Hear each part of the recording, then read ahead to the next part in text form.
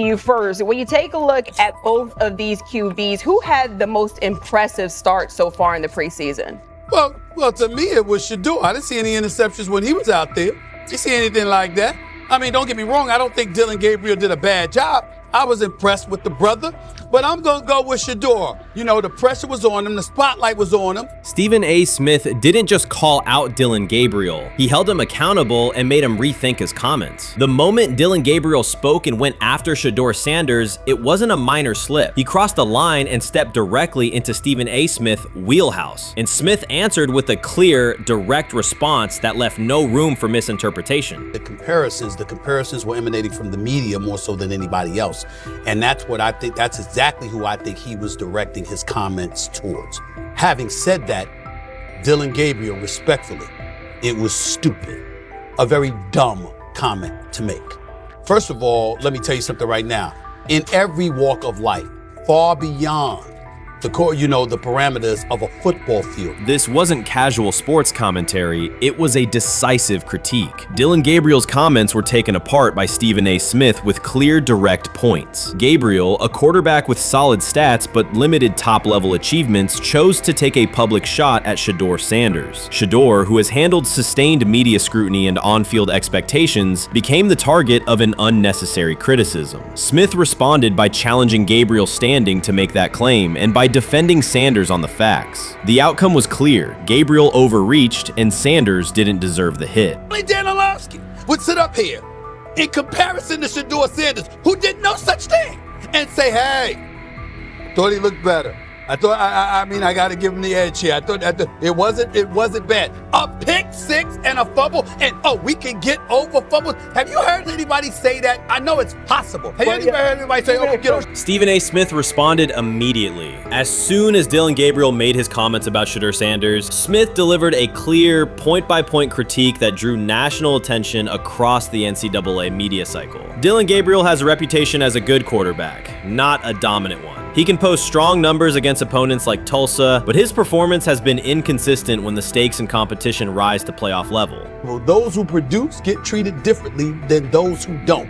What he said echoes the mentality of all of America practically, and most certainly the world, as we see things being globalized more and more every day. It was a stupid, idiotic, immature comment, because clearly you were feeling the heat because a lot of people was talking about how Shedeur should be QB. Dillon Gabriel is a capable quarterback, but not a standout. Even so, he chose to talk down to Shedeur Sanders, a quarterback who has navigated constant scrutiny and pressure and still represents the future of a program that was struggling before he arrived. The comparison was weak. The criticism was unnecessary. Stephen A. Smith recognized that and dismantled Gabriel's argument with a clear, direct response.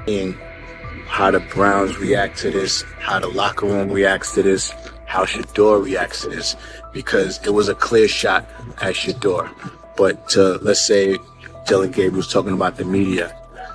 How could you be a brand new quarterback in the NFL and the first time you get behind a mic after your first game, you throw the media under the bus?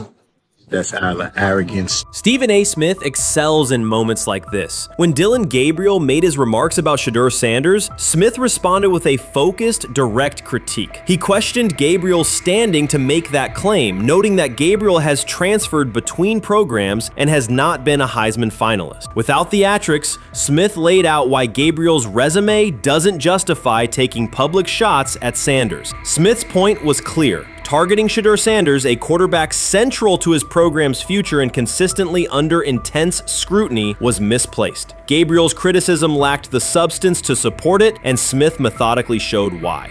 Content today on his 42nd I want you to be meaner. Birthday. That's number one. Number two, after the game, the Browns head coach Kevin Stefanski said there was a mix-up in the routes and that players were in the area that they shouldn't have been. Look at Stephen A's face. Look at Stephen A's face. Look at Stephen A. Oh my Lord. The strength of Stephen A. Smith's response was that he didn't just address Gabriel's remarks. He challenged the image around him. Dillon Gabriel often presents himself as an overlooked contender ready to surprise. But the reality is that his profile hasn't commanded broad attention. It's a clear reminder that not every opinion carries equal weight. In defending Shedeur Sanders, Stephen A. was direct and precise. Shedeur isn't just a quarterback. He is Deion Sanders' son, which subjects him to scrutiny far beyond anything Gabriel has faced. Even under that pressure, Shedeur has maintained his composure, shown confidence, and delivered in key moments that helped revive a program many had written off. Stupidity, all of it. I thought it was a clear shot at Shedeur due to the fact that his Oregon coach threw a shot at Coach Prime and Shedeur during their meeting at Colorado last year. But you know what? The cream rises to the top. Let's see what happens this week.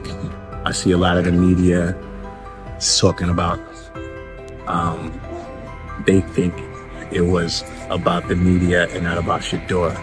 And I think that's a chess move. For Dillon Gabriel to take shots at Shedeur Sanders was a miscalculation. Stephen A. Smith made the mismatch clear. Gabriel's attempt to shame Sanders was unnecessary and counterproductive. You don't target Deion Sanders' son when Deion has turned Colorado into primetime television. It underscored that Dillon Gabriel has often played with a chip on his shoulder because the spotlight hasn't followed him. He has been around long enough to compile numbers but not to earn broad respect. That's why going after Shedeur was misguided. Sanders, despite ups and downs, drives headlines. Gabriel's most notable headlines have been his transfers. Stephen A. Smith pressed that point without hesitation, challenging Gabriel's standing and leaving his argument looking like a forced throw that turns into a pick six.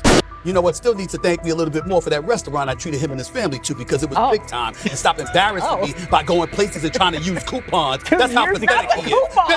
The point is that a pick six and a fumble is usually considered a bad day. Stephen A. Smith didn't need to raise his voice to make the point. He presented Dillon Gabriel as a player whose talk outpaces his resume and defended Shedeur Sanders with clear comparisons. That's why he called Gabriel out so directly. The comparison wasn't just unfair, it was forced. Now look at Gabriel's record. The numbers are solid and he can win against average defenses, but the resume lacks defining markers. There's no sustained Heisman contention, no late season surge that reshaped the national picture, and no postseason moment that cements a legacy. The track record reflects steady production, not top-tier impact. That's the gap Smith underscored. Gabriel's criticism of Shedeur Sanders wasn't supported by what he has accomplished, while Sanders continues to carry a program under constant scrutiny. When he led college football in completion percentage and he threw almost 40 touchdowns for over 4,000 yards, how tall was he? Because they make it seem like he shrunk all of a sudden, RC.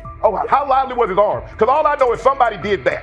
Somebody threw for over 4,000 yards, somebody threw for almost 40 touchdowns, and somebody led college football in completion percentage. Now, I'm trying to figure out, what I try to figure out all the time, Mel, is how a guy that hadn't played football in almost 5 months. Shannon Sharpe has publicly defended Shedeur Sanders and criticized those questioning him. Sanders has earned higher recognition and some fans are responding negatively. Although there's debate about whether he belongs on a second team list, Sharpe maintains that Sanders' career is clearly ascending. Reactions on social media are mixed. Some users are angry, others are surprised, and a few say they anticipated this result. The conversation remains active. When reports confirmed that Shedeur Sanders had been elevated from second team to near top tier status, Shannon Sharpe issued an emphatic response. He delivered a detailed rebuttal to critics, underscoring why Sanders deserved the promotion and directly challenging those who doubted the decision. I don't think that he was underprepared during these meetings. I don't believe any of these stories that he showed up arrogant and that he was bombing his interviews. I mean, you watch the film, he's on time, he's on point. You watch his interviews, he answers like a 10-year NFL veteran. Like, he's clearly dominating OTAs. It's every single day there's a new report of how well he's doing for the Browns in OTAs. And I mean, you can say what you want, it's just OTAs. Okay, if that's your new narrative, then he's doing exactly what he needs to be doing. He's on point, he's on time, he's getting the respect of his teammates, and he's making plays. So we're gonna see years down the line, something's gonna come out that I don't know what exactly it was, but something will come out. Critics have been waiting for an opportunity to dismiss Sanders. They labeled him overrated, accused him of benefiting from nepotism, and claimed his profile came only from his last name and polished image. Within their own echo chamber, they cited every game in which he fell short of huge passing numbers as validation of their doubts. Since Sanders has begun receiving formal recognition, criticism has escalated. A wave of self-appointed analysts is dissecting his throwing mechanics and team role, and many online commentators now argue that his promotion reflects deeper problems within the sport. Shannon Sharpe rejected each criticism directed at Shedeur Sanders. During the broadcast, he turned a routine segment into a detailed examination, acting as presenter, interrogator, and fact-checker. Sharpe walked viewers through game film, season statistics, and scouting reports to show why Sanders merited his recent promotion. Whenever a panelist claimed Sanders had not earned the role, Sharpe countered with completion percentages, efficiency ratings under pressure, and documented late-game drives that changed outcomes. He stressed that the backlash was driven less by on-field evidence and more by reluctance to revise earlier opinions. Sharpe argued that critics were upset not because Sanders lacked qualifications, but because his progress contradicted their initial narrative.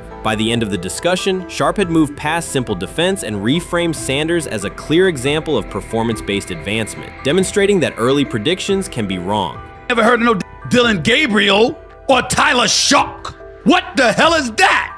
So how is Shedeur Sanders going behind them? I'll tell you how. Collusion. 4 different times they passed on him. How the hell does that happen? 4 rounds. It doesn't happen to a quarterback. We've never seen anything like this before. Shedeur Sanders with the watch. Shedeur Sanders with his bravado. Shedeur Sanders with this supposed arrogance or whatever. Shedeur Sanders' advancement did not happen by chance. While detractors questioned his resume online, he continued to prepare, attend every practice, and deliver accurate throws under pressure. The contrast between his output and the complaints directed at him has been stark. Some critics even argued the selection committee was, quote, biased toward performance, as if rewarding strong play were improper. Rumors quickly followed. Certain commentators speculated that a public relations push from the Sanders family must have influenced voters, suggesting everything from coordinated media strategies to alleged favors for coaches. None of these theories addresses the basic point. Sanders earned his promotion through consistent production, poise in the pocket, precise ball placement, and efficient decision-making. Shannon Sharpe highlighted these facts during his response. He noted that Sanders' performance metrics justify the recognition and emphasize that resistance to the move stems more from prior prejudice than from substantive evaluation. For Sharpe, the goal was clear: present the data, challenge unfounded claims, and correct the narrative. The discussion, therefore, became a broader statement about acknowledging merit and abandoning outdated assumptions. Cowherd defend college basketball coaches who have gotten a DUI, come to their defense and say they didn't need to be fired, that they deserve a second chance.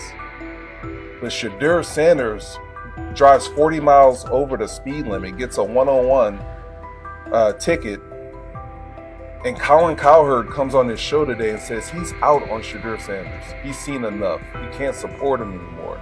He can't be in the Shedeur Sanders camp because of the speeding ticket. Shannon Sharpe addressed commentators who portray constant doubt as expertise. Those who discount strong performances with "we'll see," but declare bust after a single mistake. He noted their belief that progress only counts if an athlete visibly struggles. Sharpe's response was methodical rather than emotional. He presented evidence, cited statistics, and calmly refuted each claim. Following his remarks, several critics began revising or deleting earlier posts, recasting themselves as longtime supporters of Shedeur Sanders despite having questioned him for months. Sharpe insists on accountability, naming specific individuals and dates while requesting public acknowledgement of prior errors. He argues that analysts cannot spend months undermining a player's potential and then quietly adopt a supportive stance once the athlete succeeds. These are serious, big-time, top-of-the-line playmakers that they have. If you can go 45 to 42 in the fourth quarter because your quarterback set the school record with 510 yards passing.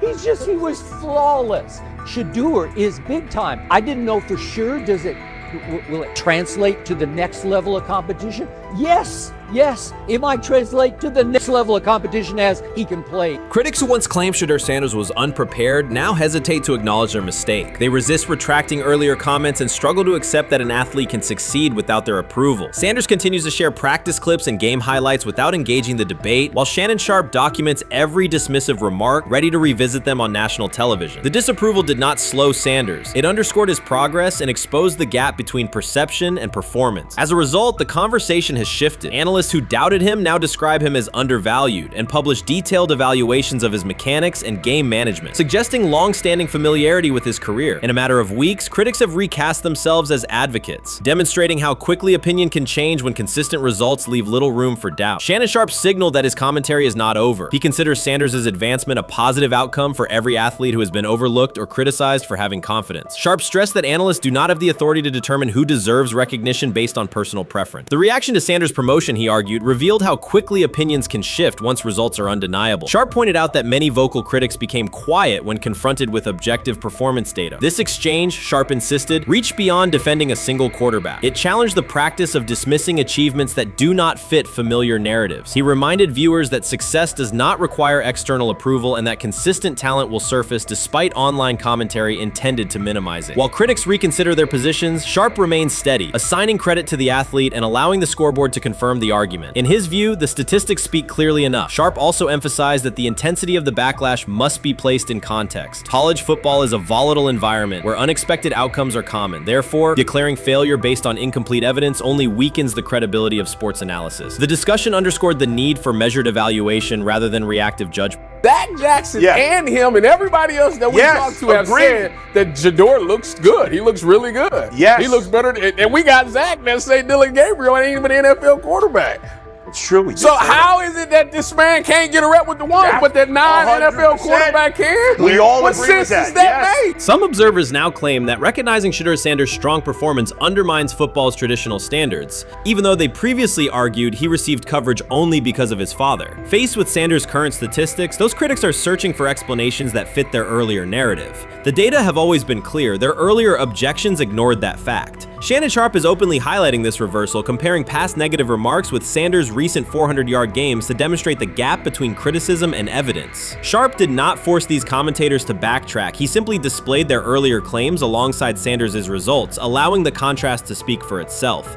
Sometime last week, and then, and I just tweeted that out again this morning, and then today, the Joe Flacco one got posted. So running through this, and then of course we'll still have Dylan will be next, and then Shedeur will come last. As training camp nears, Mary Kay Cabot is providing straightforward analysis of the Cleveland Browns quarterback competition. The starter has not been named, but she has moved away from her earlier skepticism of Shedeur Sanders and now acknowledges his talent and potential. Cabot explained that if Joe Flacco is chosen to start week 1, it will mean he is the most prepared to play immediately. This approach would also give younger quarterbacks such as Kenny Pickett time to adjust, refine their skills, and maximize their potential while Flacco handles the early workload. She added that a Flacco start would not prevent Sanders from earning the position later in the season. The depth chart remains flexible, and Sanders' continued development could put him in line for an opportunity as circumstances evolve. Cabot also noted that Pickett could win the job for week 1, but he must demonstrate he can integrate smoothly with the offense and perform reliably under pressure. The Browns want a leader who can control the huddle, execute plays efficiently, and maintain composure. Pickett's performances in upcoming practices and preseason games will be critical in determining whether he secures the starting role or Sanders ultimately takes the reins as the season progresses. Things like that. It doesn't mean that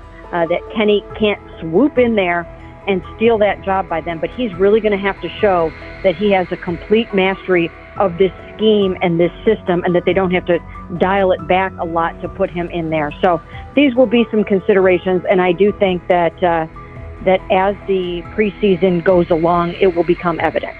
Mary Kay Cabot recently stated that Shedeur Sanders is ready, and the Cleveland Browns are monitoring him closely. After a strong showing during organized team activities and minicamp, Sanders has made notable strides in his development. With continued progress, he is expected to return to the field prepared to contribute meaningfully. The Browns coaching staff is tracking his growth, and anticipation about his long-term role is increasing. Cabot added that if Sanders maintains this trajectory and continues to demonstrate poise within the team, he will have a legitimate chance to earn the starting quarterback job. Each practice practice reps strengthens his case, reinforcing the possibility that his development could benefit both the player and the organization. As Sanders impresses, discussion about his future in Cleveland becomes more compelling. Cabot also emphasized Sanders' advanced understanding of the offense. She noted that his football IQ appears in every drill and that he seems ready to execute the Browns system at full speed. His ability to process defenses quickly and make decisive reads distinguishes him from his peers. With the appropriate opportunity, Cabot believes Sanders could become a genuine difference maker for the Browns. One area Cabot highlighted is Sanders' command of pre-snap adjustments. His capacity to diagnose defensive fronts and communicate changes gives him an edge and reflects high football intelligence. If he translates those reads into consistent connections with his playmakers, he could elevate the Browns' offense significantly. By comparison, Cabot said quarterback Dillon Gabriel is still refining his grasp of complex terminology and play calling. While Gabriel possesses upside, Sanders' comfort with intricate concepts and his ability to manage tight pockets under pressure give him a clear advantage at this stage. Gabriel must sharpen those elements to compete at Sanders' level. Cabot previously reported that Sanders had already earned first-team practice snaps ahead of Gabriel. Her latest update confirms that Sanders is now approved as the Browns' starting quarterback, solidifying the organization's commitment to him as QB1. Expectations are high, and his response to the challenge will be closely watched throughout training camp and preseason. Cabot further noted that head coach Kevin Stefanski authorized Sanders to take expanded first-team reps beginning next month. This milestone underscores Sanders' readiness and the coaching staff's confidence in his progress. As the regular season approaches, Sanders aims to cement his status as the starter, and the competition for that position is intensified. Though Sanders leads the race, Kenny Pickett remains in contention. Cabot stressed that Pickett must prove he can integrate seamlessly with the offense and perform consistently under pressure. His performance over the next several weeks will determine whether he can challenge Sanders for the starting role. With both quarterbacks vying for the top spot, the Browns' Week 1 starter will be one of the most scrutinized decisions of the upcoming season. For now, Cabot's reporting underscores Sanders' rapid ascent, strong football intellect, and growing command of the offense, qualities that position him well to lead Cleveland's offense when the opportunity arrives. They say training camp decides depth charts, but Shedeur Sanders began fighting for his job long before he will step inside the Browns facility. While most first-year players squeezed in one last vacation, he slipped onto a private field in Texas, strapped on Cleveland's helmet and shoulder pads, pulled a fresh number 2 jersey over his chest, and started rifling timing routes as if it were the opening drive of Week 1. No cameras, no hype track, no product placement, just sweat, cadence, and ball placement. A rookie does not rehearse in full game gear unless he already envisions himself commanding the huddle. Plenty of observers shrug that clip off. They insist the 5th rounder, quote, isn't ready, cling to depth chart conventions, or whisper that the name across his shoulders did most of the talking on draft day. Maybe it is the Deion connection, maybe it is a preference for prospects who blend quietly into the background, or maybe the league's gatekeepers fear the possibility that the kid is better than the quarterbacks they have spent months promoting. Whatever the motive, the countdown has started, and video rarely lies. Shedeur Sanders is not preparing to arrive. He is preparing to lead. Footage of a 22-year-old quarterback running live reps in July should dominate highlight loops, but it barely registers on national outlets. Why? It ruins the tidy narrative. The easy storyline paints Shedeur as a pampered legacy prospect banking on his father's fame. Yet the tape shows something different. A rookie drenched in afternoon heat, drilling footwork, calling protections, and imagining cover 2 rotation before the first official meeting ever takes place. Elite mental prep looks boring on social feeds. It looks devastating when the season starts. Walk into Cleveland's quarterback room and you step into politics, not simply competition. Joe Flacco, a Super Bowl MVP in decline, carries institutional trust. Kenny Pickett, rescued from Pittsburgh's reset, carries hometown intrigue. Dillon Gabriel, the 3rd-round system fit, carries draft capital the staff must justify. And then there's Shedeur, the lightning rod whose presence alone spotlights every bias in the evaluation process. Coaches frame it neatly. Rookies must wait their turn. The truth is less polite. Practice snaps are currency. Perception is elastic, and early allocations already favor Pickett and Flacco. It is the oldest playbook in the league. Lock vets into the headline roles before pads even crack. Then let repetition shape reality. Sanders refuses to cooperate. He is not a 4th-string camp arm. He has engineered game-winning drives under national scrutiny, operated against live blitz looks most prospects never face, and more than any quarterback in the room, documented his own offseason obsession. No social media rollout, no brand consultant, just pads, cleats, and an unlit practice field. If his last name were Smith, pundits would label him the sleeper of camp. Instead, politics trails every throw. Training camp rotations expose organizational intent. Beat writer Fred Greetham already reports that Pickett and Flacco will open with first-team reps when veterans report July 23rd. Gabriel grabs the developmental snaps, leaving Sanders the leftovers. That isn't performance-based, it's narrative-safe. Gabriel doesn't threaten hierarchy, Sanders bends gravity. Watch the details. Does Shedeur steal 11-on-11 snaps with the twos? Does he run red zone installs or 2-minute drills? If he does, coaches are admitting he is forcing his way in. If he doesn't, they are postponing the inevitable. Either way, the private field reps have sharpened his timing and condensed his release. He is not hoping for an opportunity, he is prepared to seize one the instant it appears. Cleveland's joint practices amplify that tension. First come live periods against the Panthers, then sessions with the champion Eagles. Those reps belong to the starters, so Flacco and Pickett will absorb most of Carolina's disguised pressure and Philadelphia's exotic fronts. Sanders' proving ground will be the preseason opener on August 8th. Under the stadium lights, he will get entire series, real reads, pockets collapsing for real. If his command mirrors the footage from Texas, coaches will have to answer why he never saw earlier work.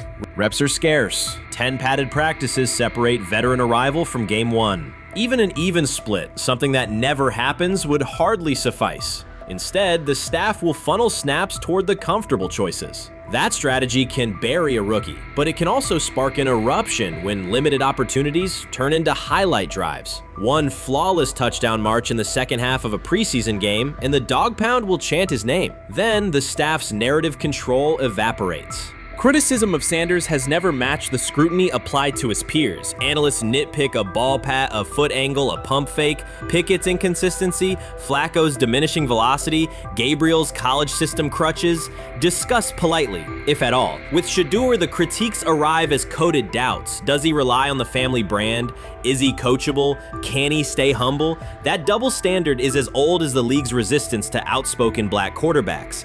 Add Deion's unapologetic persona, and each Sanders rep becomes a referendum on establishment comfort levels. Shedeur answers not with rebuttals, but with work. Work captured in silent footage more deafening than any debate show monologue. Quarterback drama masks broader roster cracks. The Browns receiver group is crowded yet unproven. The safety room failed to create turnovers a year ago, interior defensive linemen are still rehabbing, and the offensive line must retool on the fly. Which quarterback can navigate that turbulence? Flacco's pocket mobility is limited, Pickett's confidence remains fragile, Gabriel is months away from processing NFL disguises, Sanders, forged by perpetual doubt, offers poise under chaos and meticulous preparation, a combination this franchise has lacked since, well, almost forever. Forget politics, depth chart etiquette, and recycled sound bites about developmental timelines. The only metric that counts now is who did the work. Sanders pounding through full gear scripts in late June is not vanity, it's vision. While the league sleeps, he refines his drop steps. While media speculate, he rehearses third down checks. He has already decided what he is. The organization must decide if it can recognize it in time. The preseason will provide the answer. Live bullets, real blitzes, stadium noise. When those throws leave his hand under pressure, no one will discuss ball pats or surnames. They will ask how a quarterback this prepared slipped to round 5. And if the performance matches the preparation, excuses about lack of reps will dissolve. It will be production against perception, and Shedeur Sanders has been producing where no one could see. Ready is the wrong word. He has been ready. What do you think is happening in Browns camp? What do you think is going to happen there before I let you go, Lewis? You know, I think it really does all depend on how Kevin is able to, as it relates to Shedeur, work him in enough. Well, one, Shedeur has to earn the right for Kevin and the staff to have discussions about, hey, we got to get him more reps with the 1s and 2s. We got to get him more reps with the 1s and 2s when we're going team period, not just walk through or not just 7-on-7 team. Louis Riddick reacted sharply on air after viewing practice footage from the Cleveland Browns. The clip showed quarterback Shedeur Sanders executing a string of precise throws while the Browns head coach watched with a broad smile. Riddick questioned whether the session was focused on evaluation or celebration, arguing that visible enthusiasm from the staff could cloud objective assessment of a rookie's progress. Earlier in the segment, Riddick's tone had been measured once the Sanders highlights appeared appeared, he criticized the perception that a routine practice was being treated like a marquee event. He stressed that coaching reactions should remain subdued until performance translates into game situations. Riddick concluded by calling for accountability and asking the Browns to clarify how they plan to manage expectations for Shedeur Sanders as training camp continues.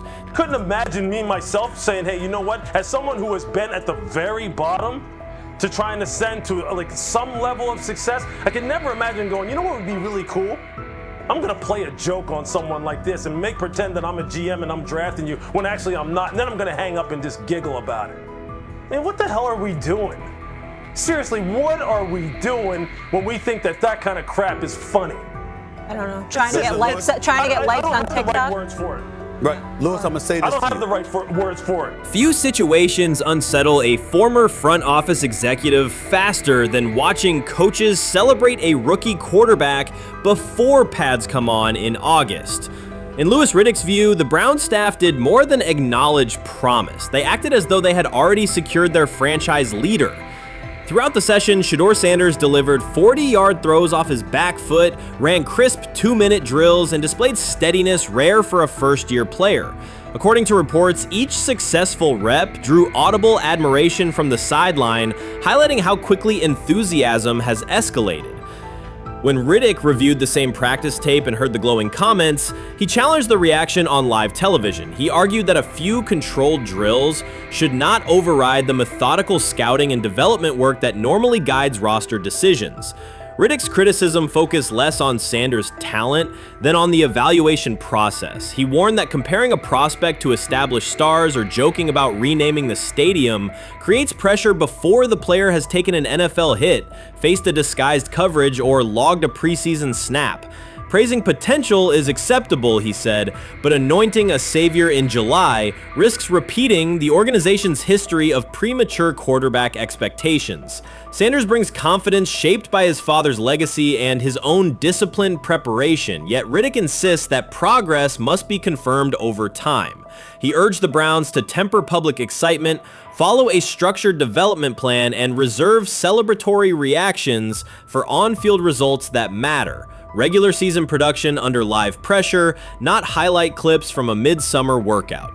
He has to earn that. Kevin has to figure out a way to do that. So then you can reasonably assess what you have in him compared to Dillon Gabriel, compared to Kenny, compared to Joe Flacco. If you don't, then the conversation surrounding him is going to continue to be what it's been, which is, but for some people, he was overhyped all along. He's not that great of an athlete, doesn't have a big enough arm. There's a reason why he was a 5th-round pick, blah, blah, blah, which I don't believe.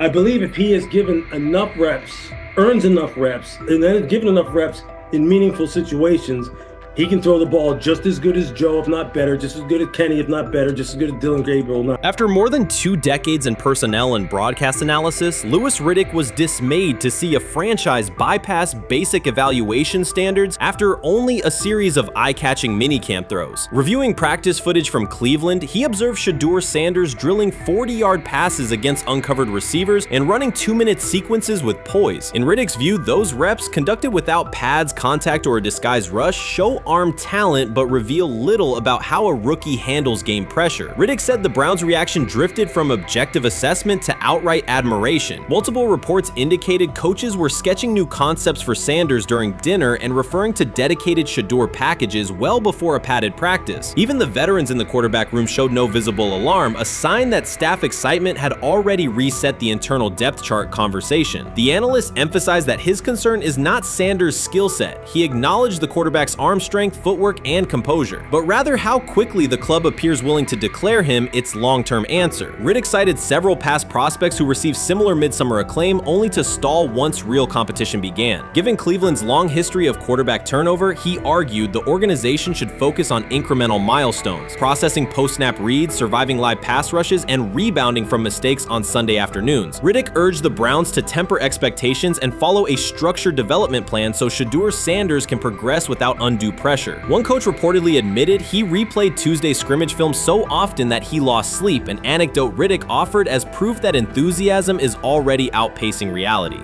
All asking now is what is going on with Shedeur Sanders. And so the floor is yours. Maybe you can make sense of this free fall with what was at one point the top-rated quarterback in this draft class. Yeah, Shay, I think at this point in time, this really isn't a football discussion any longer. This is a personal discussion. This is about it's a fit discussion. It's whether or not teams are just comfortable with everything that comes along with Shedeur in terms of who he is as a person, all the people that are surrounding him in terms of his inner circle, and whether or not teams deem that to be something that they're comfortable with. Right or wrong, that's the only conclusion you can really come to at this point. Louis Riddick voiced an escalating concern during the segment. Having witnessed numerous quarterback setbacks in his career, he worries another may be forming. Not because Shedeur Sanders lacks talent, but because the praise around him is growing without restraint. Sanders has simply attended practice, delivered accurate passes, led the huddle, and shown the composure expected of an NFL player. Riddick fears the Browns' reaction, treating routine drills as proof of long-term success, risks setting premature expectations. He cautioned that the organization seems ready to celebrate a franchise savior before Sanders has taken a competitive snap, noting that such early adulation has derailed promising prospects in the past and could impede Sanders' measured development. Urban Meyer's roster history underscores the absurdity. Meyer coached Aaron Hernandez, whose off-field crimes are well documented, along with other players entangled in assaults, academic misconduct, and more. Yet Feinbaum singled out Newton, a national champion, Heisman Trophy winner, and NFL MVP, as the worst. This selective condemnation is not new. When Deion Sanders recently suggested implementing an NIL salary cap to restore competitive balance, Feinbaum dismissed the proposal and called Sanders a hypocrite rather than engage with the substance. The pattern repeats. Feinbaum routinely targets Cam Newton, Deion Sanders, Jameis Winston, Lamar Jackson, outspoken black athletes and coaches, while extending grace to figures such as Nick Saban, Kirby Smart, Dabo Swinney, or Tim Tebow under similar circumstances. Newton is no longer content to remain silent while others distort his story. In response, he laid out an accurate chronology, highlighting facts the commentary networks rarely repeat. One long-standing myth is that Newton was expelled from the University of Florida. He was not. Tim Tebow held the starting job unchallenged, and Meyer had no intention of displacing his star. Like thousands of athletes each year, Newton transferred to find a place where he could play. The move was strategic, not disciplinary. He is with 3-2-2-5-3-17 to transfer to Ann Moorbeck. Meyer was. Critics habitually resurrect the 2008 laptop incident to tarnish Newton's entire career. Newton has acknowledged the mistake, but its relevance is overstated. The incident did not prompt his transfer, nor did it derail his trajectory. After leaving Florida, Newton enrolled at Blinn College, a Texas JUCO powerhouse, and led the Buccaneers to a national championship while posting dominant statistics. That performance earned him the opportunity to transfer to Auburn. At Auburn, Newton produced one of the most extraordinary single seasons in collegiate history. More than 4,000 yards of total offense, 50 combined touchdowns, an SEC title, a national championship, and the Heisman Trophy. Achievement compressed into a single year under intense scrutiny. Even that landmark season is recast by Feinbaum as a cautionary tale. He claims Newton ignored head coach Gene Chizik by diving for a goal line touchdown when told to kneel, jeopardizing the game. In reality, Newton explained that the decision was a collective adjustment made in the huddle after reading the defense, while Auburn still held timeouts. The Tigers maintained control and secured the championship. Portraying that moment as reckless serves to recast Newton's success as selfishness, rather than leadership. Feinbaum's approach to Sanders reflects the same dynamic. When Sanders urged a structured NIL ceiling to protect athletes and stabilize rosters, Feinbaum immediately labeled him hypocritical. Yet when Saban or Swinney voice identical concerns, Feinbaum frames them as thoughtful guardians of the sport. The inconsistency reveals that the determining factor is not the argument but the identity of the speaker. Unapologetic black leaders who control their narratives, challenge entrenched hierarchies, and Feinbaum's commentary often functions as a check on that influence. Newton countered Feinbaum's latest attack with a concise statement. "You're lying, Paul. Please stop." Behind those words lay a broader indictment of the media machinery that weaponizes half-truths. By calling Newton the worst player Meyer coached, Feinbaum was seeding doubt among fans, front office evaluators, and future historians. Newton, now an established media presence and entrepreneur, no longer depends on traditional outlets to correct the record. He reminded audiences of 3 essential truths. He departed Florida on his own terms, he led Auburn with support from coaches and teammates, and he captured every major accolade available in college and professional football without conforming to prescribed expectations. An unspoken rule lingers in American sports discourse. Black athletes may excel, but must do so quietly, gratefully, and without highlighting systemic inequities. Newton broke that expectation early by celebrating with unreserved joy, answering questions candidly, and refusing to minimize his personality. For some commentators, that confidence is reinterpreted as arrogance. Feinbaum's repeated attempts to undermine Newton follow a familiar script of policing behavior rather than analyzing performance. Yet, legacy rests not in a pundit soundbite, but in tangible achievements and public memory.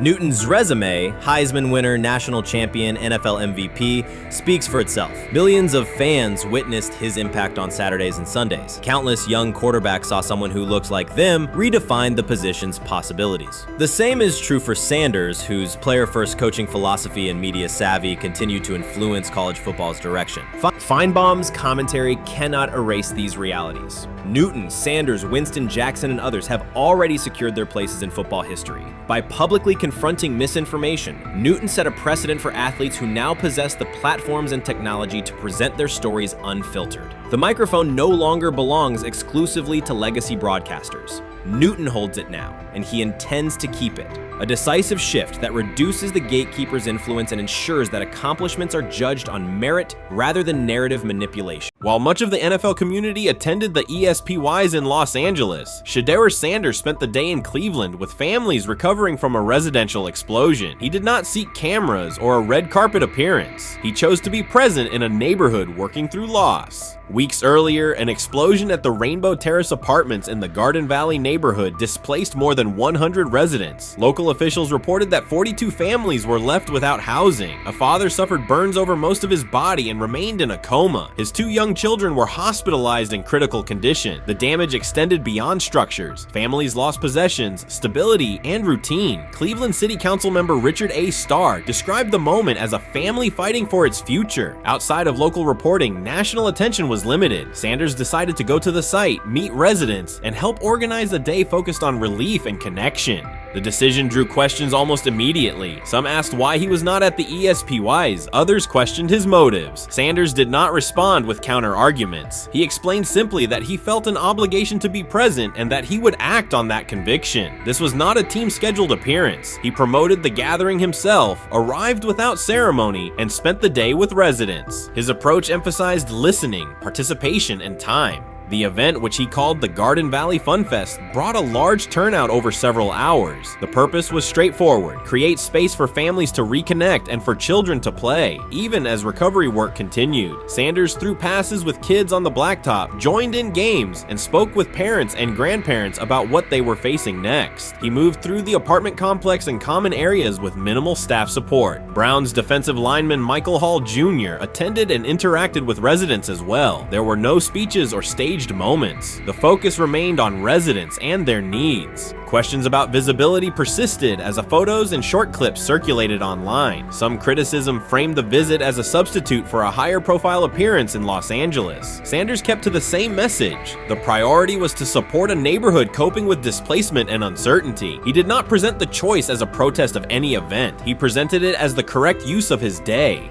When local media asked about his intent, Sanders said his goal was to provide families with a day of enjoyment and a reminder of community. He added that financial support can help, but that showing up in person also matters. Standing with people, listening to them directly, and offering time. The statement matched the structure of the day. He stayed on site, remained accessible, and left the focus on residents rather than on himself. The timeline mattered to him as training camp approached. Sanders did not connect the visit to his role on the depth chart or his draft position. He kept references to football confined to preparation, learning the playbook, protections, cadence, and timing, seeking guidance from veterans, including Joe Flacco, and staying ready for opportunities when they come. He has repeated that he has time to grow and intends to use it to learn the system and earn trust. The visit did not alter those priorities. He returned to his regular schedule the next day. day. Since arriving in Cleveland, Sanders has treated community work as part of his responsibilities. Before his jersey went on sale, he visited schools, including John Marshall High School, speaking with students about goals, accountability, and effort. He set public objectives confidently, such as long-term aspirations for the franchise, but paired them with routine work in the building, meetings install, film, and on-field reps. The day at Rainbow Terrace fit that pattern. Identify a need, show up, contribute, and avoid unnecessary attention. For residents, the FunFest provided a brief reprieve from ongoing challenges: housing transitions, school logistics, medical appointments, and the paperwork that follows an emergency. For teammates and staff who observed, it was an example of a rookie investing time locally without seeking a headline. For Sanders, it reinforced how he plans to operate in Cleveland: be consistent, be present, and let actions speak.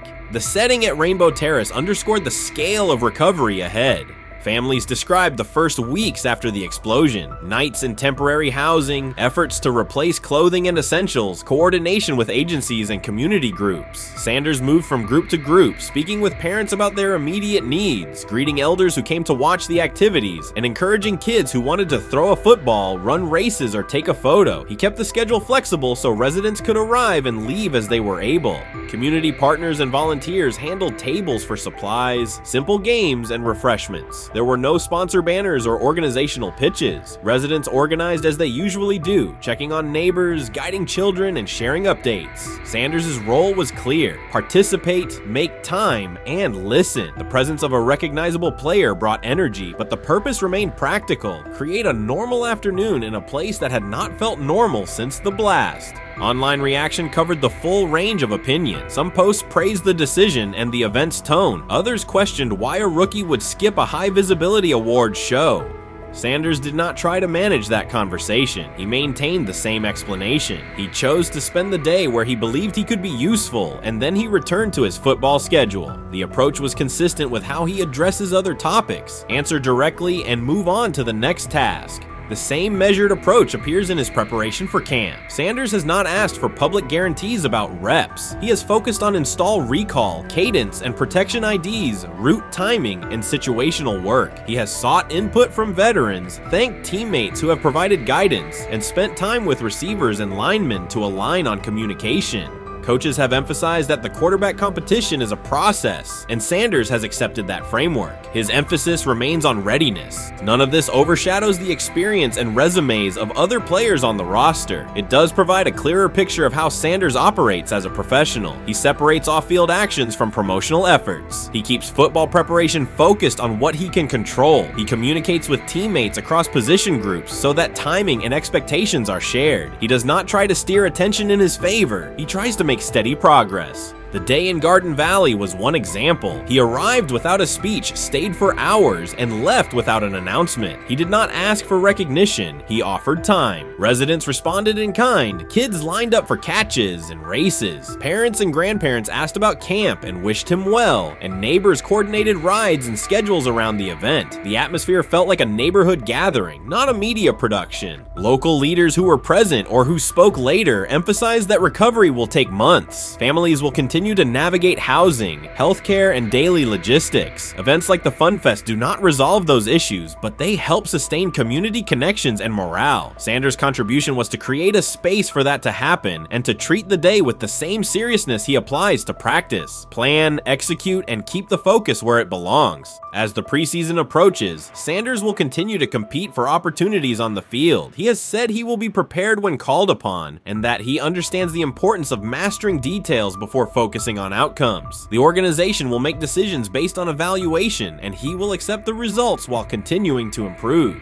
The off-field choices will remain consistent, identify needs in the city where he lives, and contribute in direct, practical ways. The core elements are simple. A neighborhood suffered a significant loss. Residents faced immediate and ongoing challenges. A rookie quarterback chose to spend a day there, without a press conference, without a schedule of talking points, and participate in a community-led event designed to give families a break and remind children that play still has a place. He provided presence, not a headline. He listened more than he spoke. He returned to work the next day. In a league and media environment that often prioritize visibility, Sanders made a different choice. He kept attention on people, not optics. He placed value on time spent in person rather than on appearances. He continued to build trust in the locker room and in the city through steady conduct rather than declarations. That approach, measured, direct, and consistent, will shape how he is viewed in Cleveland as much as any public statement could. The outcome of his football career will be decided on the field by installations learned, reads made, throws delivered, and games played. The outcome of his role in the community will be measured by smaller, quieter moments. Afternoons like the Fun Fest, school visits, and unannounced stops where listening matters more than being seen. For Cleveland residents at Rainbow Terrace, the takeaway from that day was straightforward. Someone who represents their team showed up, stayed, and participated without fanfare. For Sanders, it was the same. Do the work in front of you, whether that is a practice period or a neighborhood event, and keep the focus on the people who are affected most. You can't fire the owner because he can't fire himself. Yeah, someone's head's going to roll, unfortunately, in this situation. It's probably Stefanski and Barry. I saw on The Athletic. I don't think that's fair, by the way. Stefanski, that part. I agree. I was saying the other day on my podcast that Barry should be fired. And I said I wouldn't fire Stefanski, but a couple of people made the point of saying, well, if you fire the GM, you got to give him a chance to hire his own coach, which is fair. That's true. So I would fire Barry. I would hire a new GM. If that GM thinks Kevin Stefanski's a good coach, wants to stick with him. Right. The situation in Cleveland has escalated with the NFL. Sources indicate GM Andrew Barry is prepared to move on from head coach Kevin Stefanski if he refuses to elevate Shedeur Sanders. The Browns are weighing a major quarterback change. Leadership appears to be aligning behind Sanders and pushing for immediate action. This is a high-stakes decision about control and the team's direction. I think it's unfair for me to comment in I guess, maybe on behalf of the industry. All I can say is this, the time that we spent with Shedeur, and what he's done throughout his college career is impressive. He's an impressive young man. He's a really good quarterback. Sometimes, fit comes into play. And I'd also say this, there are 4 more rounds of the draft. And then maybe lastly, it's less about where you get picked and what you do after you get picked. That's really the most important thing. Getting to know him over the course of the spring, he has a ton of resolve. Andrew Barry appears to be at a breaking point. Pressure from fans and within the organization to play Shedeur Sanders is intensifying. Barry is pushing for a move towards Sanders, while head coach Kevin Stefanski remains cautious about altering the depth chart. The divide is clear. One side wants acceleration, the other a measured rollout. The organization is under heavy scrutiny, and the focus has shifted to when, not if, Sanders sees the field. Has the 4th highest odds of any head coach this season to be fired. He's clearly on the hot seat. It's been a discussion for really a couple of years now, dating back to last season's 3-win season. And he's always had kind of hot and cold seasons. And now the sports books are saying he's 4th on the list. Number 1 is Mike McDaniel of the Miami Dolphins, Brian Dable of the Giants at 2, Shane Steichen at 3, and there is Kevin Stefanski plus 650 to be fired. This has moved beyond tension to outright stubbornness. Rather than elevating Shedeur Sanders, the staff has chosen Dillon Gabriel. The current depth chart looks less like a forward plan and more like resistance to change. Fans have been clear about who they expect to see, yet the organization keeps delaying. Every week without a real evaluation of Sanders slows development and blurs accountability. Cleveland is choosing a conservative approach when a decisive decision is needed, sending a message of uncertainty to both the locker room and the city. Now being the 3rd string quarterback for the Cleveland Browns, was that so much was made out of unbelievable. He actually made the team as the 3rd string quarterback. Like that was a big deal. Like that was somewhat of a surprise to a lot of people. He should have been the 1st pick in the draft. Kevin Stefanski appears to be doubling down to validate his approach. Despite sustained demand from Browns fans to see Shedeur Sanders reflected in chants, merchandise, and constant discussion, he continues to keep Dillon Gabriel in front on the depth chart. The decision functions as an assertion of control rather than a response to momentum. Even with clear signals from the fan base, Stefanski is staying with Gabriel and delaying a full evaluation of Sanders. It is a deliberate choice to maintain his plan and pacing, not to accelerate change. Cleveland is prioritizing continuity over recalibration, keeping any transition to Sanders on hold. But yeah, I mean, the Browns are in a tough spot. They have wasted. You traded a ton of high draft capital to get Deshaun Watson. You've gotten nothing out of Deshaun Watson and missed an opportunity. Like, who knows who they would have drafted? Now, maybe they would have screwed up those picks and the Browns would still be in bad shape.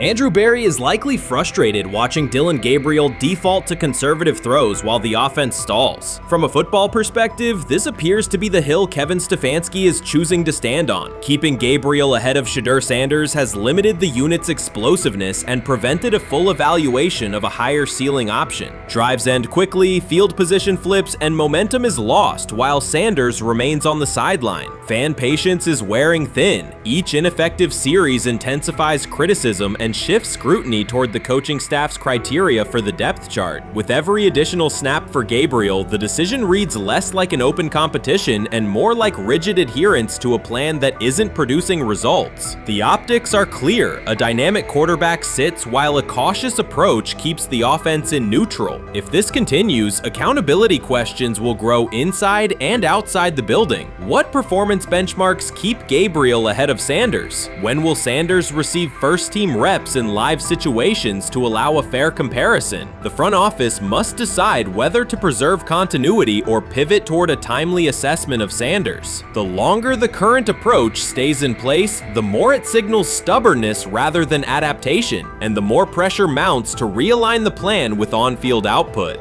I honestly see it happening if the Browns lose a bunch of games. Like if they get 5 wins or less, I see the report coming out now that Stefanski will be fired. I don't want it to happen. I want the Browns to be good, win a bunch of games. I think that they're going to be a team that is slept on and can at least get 7 wins, which is why if they don't, I see Stefanski getting all the blame for that, and there'll be a new coach in Cleveland.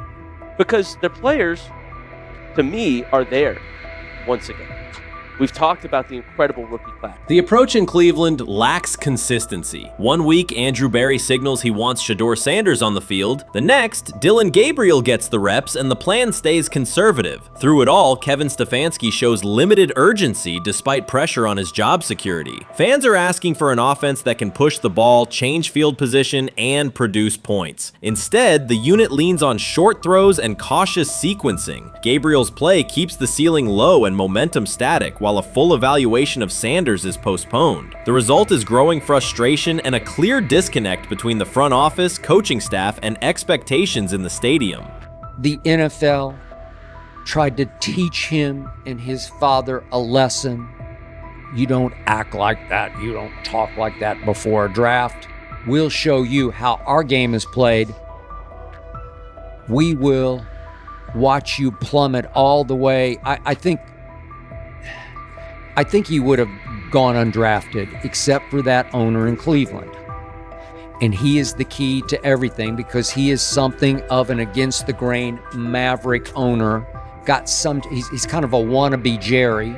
Fan speculation is growing. Some believe Kevin Stefanski lacks confidence in Shedeur Sanders. Others think he's prioritizing Dillon Gabriel for reasons unrelated to performance. A more extreme view claims Stefanski is manipulating outcomes to secure a buyout. Whatever the motive, the risk is clear. This approach is straining his relationship with GM Andrew Berry and alienating the fan base. Pressure is rising, Berry's patience is running out, and supporters have shifted from requests to demands. If the current plan continues, calls for a change in quarterback and accountability will intensify. I'm about to unleash about Shedeur Sanders. I just watched what happened to Shedeur Sanders in the Cleveland Browns' third and final preseason game. And I'm outraged I'm sickened and I'm saddened by the way Shedeur continues to be treated in the National Football League.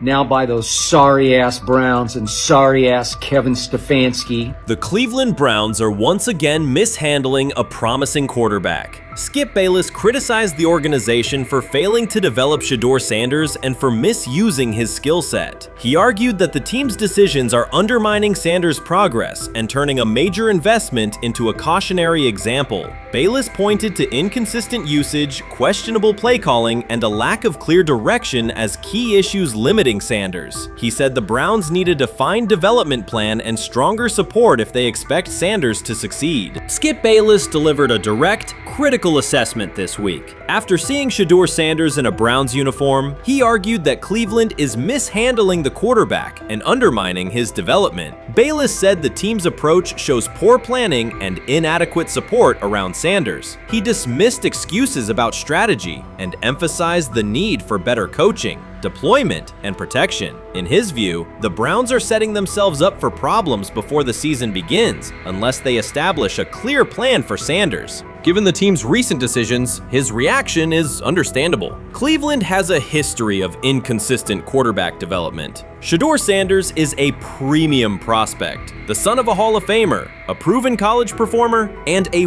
widely recognized figure. The organization should prioritize his reps, protection, and a clear development plan, not place him behind Dillon Gabriel as if he were a secondary option. But I'm going to answer this question by saying Shedeur Sanders, and I'm going to tell you why. I think he's being set up to fail. That's right, I'm going to say it. Okay. Here we are on national television, right? There's been 11 practices, if I remember correctly. He's been starting against, he's been playing against the third unit. He's fourth on the depth chart. And then suddenly you throw him into the start line, and he hasn't had any reps for the first team at all. Think about that. So you're just going to throw him to the wolves like that, huh? I mean, you know, if he had first team snaps in practice. Yet here we are. Cleveland has one of the most publicized prospects and is handling him like a depth piece. The broader issue is the franchise's long record of quarterback instability and inconsistent development. That history colors every move they make. When the Browns draft a quarterback, fans don't anticipate a long-term answer. They brace for another reset. Shedeur Sanders should be treated as a priority, not as an afterthought behind Dillon Gabriel. Let's give him a chance. Let's give him a chance with the play calling. You know you have an offensive line that isn't playing that well. So what do? Why not just play the short game so he can get the ball out of his hands very fast to run a competent goddamn offense? Outside of that, Shedeur has to be better in understanding that the offensive line that you're working with right now is not adequate.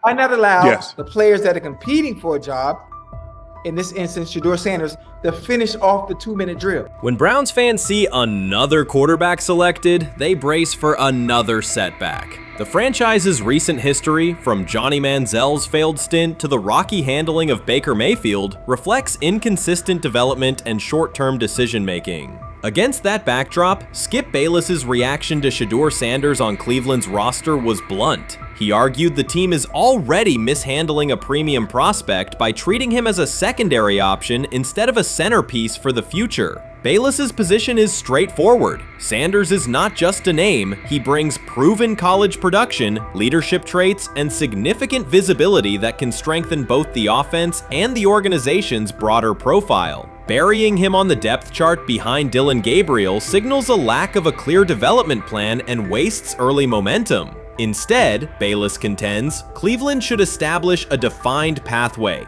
First-team practice reps, protection and personnel tailored to his strengths, deliberate play calling that accelerates processing, and measured in-game opportunities that build confidence and execution. In his view, the Browns need alignment from the front office to the coaching staff to prioritize Sanders' growth. Continuing to treat him like a depth piece risks repeating the same cycle that has undermined previous quarterbacks. Committing to a coherent plan gives Sanders and the franchise a realistic chance to convert potential into sustained performance.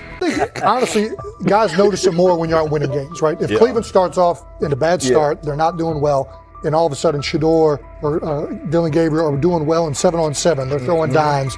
In practice drills, the number one defense can't stop them.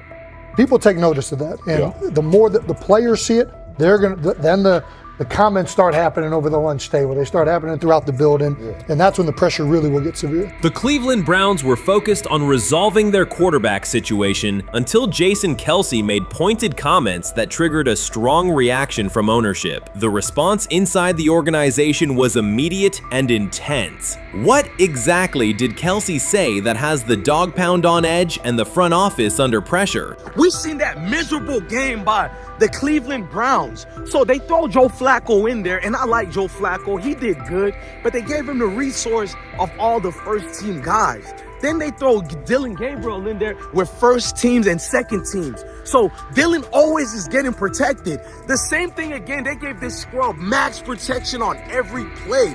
Yeah, he completed some passes, but let's talk about his mistakes. He's still inconsistent with his throws, but he at least had max protection. The Cleveland Browns continue to be defined by inconsistency and avoidable setbacks. Even as fans hoped the organization had turned a corner, Jason Kelce, fresh off retirement, offered a direct critique that reignited doubts about the team's direction. His remarks implied the franchise's structure and decision-making remain unstable and recent progress may not hold. The takeaway for leadership is straightforward. Identify core issues, align on a coherent plan, and execute with discipline. For supporters, it's another sign that the problems run deeper than a single season. They throw Shedeur Sanders in there with the lowest cab drivers you couldn't even get on 5th Street.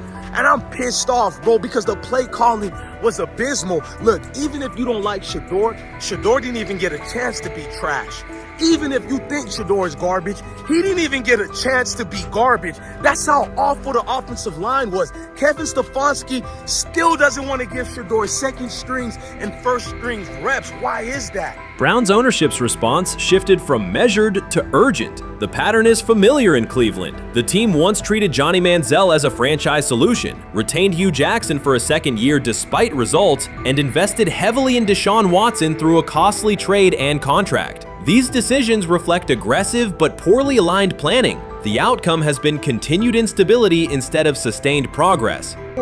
That this was the guy that they wanted to start. He's seasoned, he's experienced, he still has a big-time arm, even at his age, and they open with the Cincinnati Bengals. They wanted that experienced guy. He was always going to be the guy. They were not going to start Dillon Gabriel or Shedeur Sanders in week 1. Kenny Pickett had a hamstring injury. It makes it easy to go with Joe Flacco. And the question isn't and wasn't going to be who's the starter in Cleveland.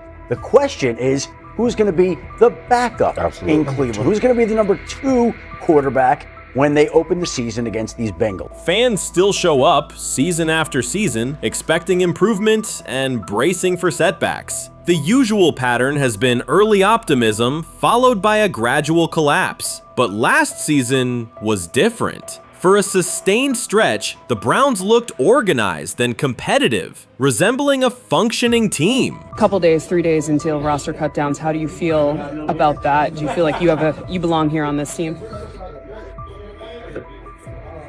Obviously, I think overall as a player, I feel like I put in the work. I feel like everything I do, I try to do it to my best, and that's all I ask for. So I feel like everybody feels like, they should be on the team, and if you ask anybody on the team, would they feel like they belong, in their own eyes. So I feel like I do, but I'm my own player, I think about myself in a high regard. The front office entered the offseason confident. Kevin Stefanski was being praised, and the Dog Pound believed the team had made real progress. Then Jason Kelce delivered a pointed assessment that cut through the optimism. Fresh into retirement, the former Eagles All-Pro and Super Bowl champion said Cleveland still looks like a team patching over issues rather than building a durable contender. Kelce's view was direct. The Browns' structure is fragile, and the roster is too dependent on perfect health at quarterback. He argued the team is one injury away from losing continuity and sliding backward. Because Kelce has operated inside a stable, championship-level organization, his comments carried weight with players, media, and fans. The reaction was immediate. People took his critique seriously, not as outside noise, but as an informed evaluation of how a successful team should be built. Ownership also felt the impact. Jimmy Haslam's response shifted to urgency, a sign that leadership recognizes the stakes.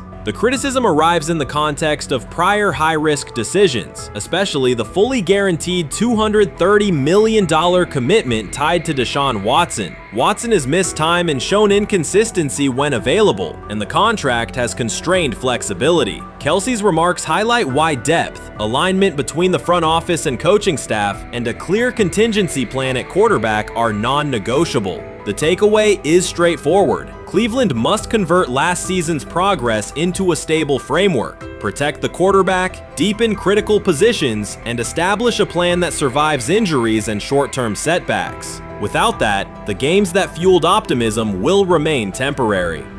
If you're a betting man, who do you think starts for the Browns at quarterback? Okay, this is the situation. Kenny Pickett, they actually traded for him. Joe Flacco, no one's bringing Joe Flacco in the building thinking Joe Flacco's going to be the starter. If Joe Flacco is your starter, you got a problem. You have a huge problem. And if they were saying Shedeur was the starter as the 5th rounder, you got a real problem too, because he passed over all these guys in these reps in the offseason in shorts, in bikini shorts, Speedos and stuff. Like, no. That kind of stuff. So I'm not that surprised when you put down a 3rd round pick on a quarterback. You do believe he has a certain skill set. Jason Kelce stated the obvious. Cleveland committed to a quarterback who hasn't played at an elite level in years, and Joe Flacco's playoff run didn't change the long-term outlook. Ownership appeared more upset that the criticism was public than by the substance of the critique. Many fans agreed. They've seen this pattern before. Rosters age, injuries are inevitable, and when a single contract dominates the cap, one setback at quarterback can undermine the entire season. Kelce's broader point was about structure. The Browns prioritized the high-cost, uncertain starter over depth and contingency. The late-season surge masked issues that remain: limited cap flexibility, thin depth at key positions, and an offense that lacks a credible plan B. Fans recognize how quickly a strong defense can decline with injuries, and how an offense without redundancy stalls. The AFC North raises the stakes. Baltimore with Lamar Jackson sustains a top standard. Cincinnati with Joe Burrow returns to contention when healthy. Pittsburgh rarely slips below .500 under Mike Tomlin and wins with defense and consistency. In that environment, Cleveland can't rely on perfect health or peak form from one player. The path forward is clear. Diversify cap allocation, reinforce the offensive line and receiver depth, carry a legitimate backup plan at quarterback, and install a scheme that functions regardless of who is under center. Given what we saw yesterday with Shedeur Sanders, somebody on the Cleveland Browns is 100% getting fired, probably by the end of this year. The person who's probably going to end up getting fired is Kevin Stefanski, because I know that he didn't want Shedeur Sanders on the team. It was Andrew Berry who made that pick. You can't really go against your GM. Bad things happen in this situation. But Shedeur Sanders is not without fault for what we saw yesterday. This is the play that we saw yesterday that had the internet just exploding, where Shedeur Sanders took like a 24-yard sack. Half of the internet is saying that this is all Kevin Stefanski's fault. Cleveland showed progress last season, but the underlying concerns remain. Jason Kelce highlighted them directly. The Browns' long-term plan is fragile, cap-constrained, and overly dependent on perfect health at quarterback. His comments focused attention on structural issues, roster depth, continuity in coaching, and a sustainable offensive approach, rather than a single hot streak. That criticism resonated because it reflected what many around the league already see. Ownership's reaction underscored the sensitivity. Jimmy Haslam has presided over frequent coaching and quarterback changes, and external scrutiny carries weight when it comes from a respected veteran with championship experience. Kelce's remarks reinforce that last year's Joe Flacco stretch was a short-term solution, not a foundation. The team still needs a durable plan that can withstand injuries and inconsistency. The practical takeaway is clear: stabilize the system, diversify cap usage, and build depth at key positions so the offense functions regardless of who is under center. That includes a coherent development pathway for younger talent such as Shedeur Sanders, with defined practice reps, protection, and scheme alignment. Kelce didn't say anything outrageous. He articulated the gap between a brief surge and a credible long-term contender. I have the faith of a mustard seed. right? Because this is the greatest resurrection since Jesus the Christ, right? Like at some point, Joe Flacco was thinking about getting into TV, right? Joe Flacco didn't have a job, and then now you not only come back and start for the Cleveland Browns late in the 2023 season, but they came back around to you, and you're now the day one starter for a franchise that just 2 years ago was in the playoffs. The Browns' quarterback situation remains unsettled. Deshaun Watson was expected to be the long-term answer, but injuries and inconsistent play have prevented him from reaching an elite level. When the team turned to Joe Flacco after Watson's season deteriorated, Flacco immediately lifted the offense and produced results that highlighted the gap between expectations and reality. That a 39-year-old late addition could outperform a $230 million starter was not just a short-term surprise, it raised fundamental questions about roster construction and evaluation. Quarterback depth has been fragile, and the late-season surge masked broader structural problems. Jason Kelce's remarks made that clear. Cleveland is vulnerable if the starter is unavailable, cap flexibility is limited, and the offensive plan lacks a stable contingency. His critique drew attention to leadership and planning as much as on-field performance. Jimmy Haslam's strong reaction reflects the pressure on ownership. The organization has promoted a message of stability and progress, but Kelce's assessment suggested those gains are not yet durable. The path forward requires a realistic approach to the cap, a credible backup plan at quarterback, and a system that holds up regardless of personnel. This is exactly what he says. I'm told the footage of Shedeur Sanders meeting with the Giants is so bad that both the Browns and the Sanders family have threatened legal action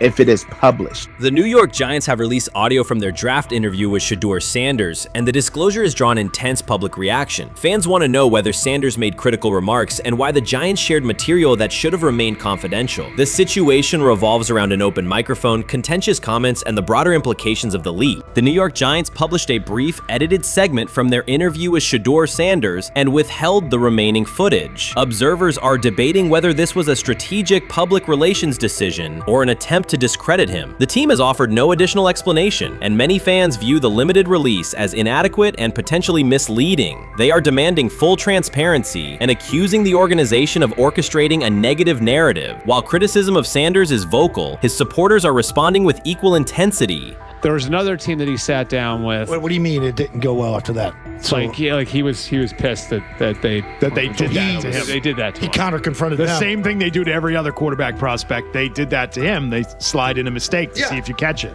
Right. And so because you're the quarterback. But he didn't take it as a correction. He took it as like he got pissed off. Yeah, and it's like so here's another one. So another one was, he throws a bad interception, and it was a deep throw early in the game, and he comes back and they go in the meeting, they show the interception. The Giants have released only a brief excerpt of the interview and are refusing to share the rest. Their decision has drawn criticism across TikTok, X, and Facebook, where many see it as a poorly handled public relations move. Fans are calling for the full recording to be published so the situation can be judged in its entirety. The GM is on film that the son, they asked the son last draft, who you think I should pick? His son you need to get the Jaden Daniels, big. This is what his son, it's on tape. You should go Jaden Daniels. He laughing at his son. And all right, cool, get Jaden Daniels. I don't even know how that tape got out. I wouldn't have let the get out. Shedeur Sanders appears unfazed by the situation. Although the Giants suggested he was more hype than substance, their handling of the interview has instead elevated his visibility. Analysts across major sports outlets are now discussing him more than before, keeping his name prominent in the news cycle. New York Giants, where these tapes at? You hear me? Because if Shedeur Sanders was so